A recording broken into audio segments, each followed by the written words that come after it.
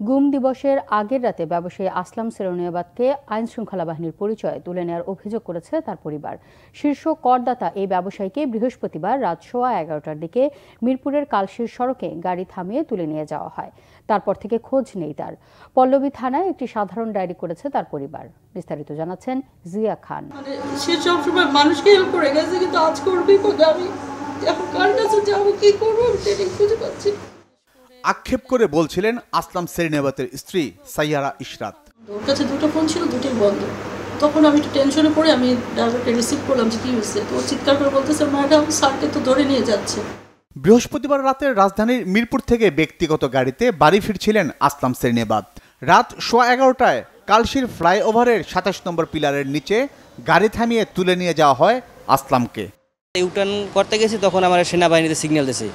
সেনাবাহিনী দুজন রাস্তার সাইডে দাঁড়ানো, আর একজন হচ্ছে আমার কাছে, আর একজন হচ্ছে স্যারের দরজার সামনের কাছে। আর আমার ডাক দিয়ে বলে কি আসলাম সেরনিয়াবাতের সাহেবের গাড়ি, আমি যেই পরে বললো গাড়ির কাগজটা দেন। আমি গাড়ির কাগজটা আনতে গেছি, ইতিমধ্যে স্যারের পিছনে গ্লাস খুলছে। পিছনে গ্লাস খোলার পরে বললো ওনার স্যারের আমাকে স্যারের সালাম দিয়েছে। সালাম দেওয়ার পরে বললো ওই সেনাবাহিনীর লোকটা বললো আমাকে স্যারের গাড়ির ভিতরে বসে আছে, আমার সাথে একটু কথা বলবে।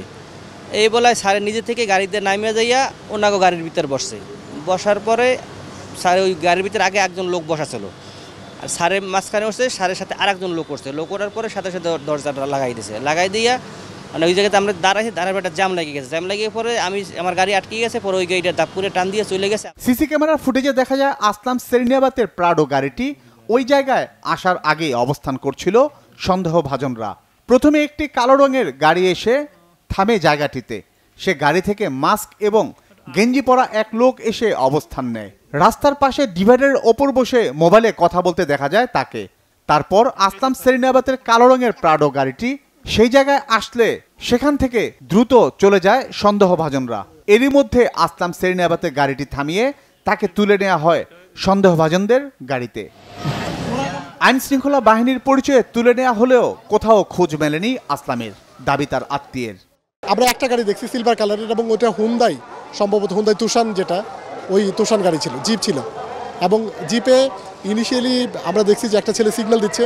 সিগন্যাল দেওয়ার পরে ওই ছেলেটা কোথায় বসছে সেই মানে ওই জায়গাটাও আমাদের কাছে আছে। এবং তারপরে এখানে যখন আসলো তখন 4-5 জন ছেলে আমরা দেখছি। দুইটা গাড়িতে কয়জন ছিল?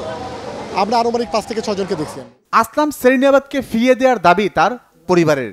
কোনো রাজনীতির সাথে যুক্ত না, কোনো দলের সাথে যুক্ত না। বাবা একজন নিরীহ মানুষ, জীবনে কারোর ক্ষতি করে নাই, কারোর সাথে কোনো শত্রুতা আমি নাই। তার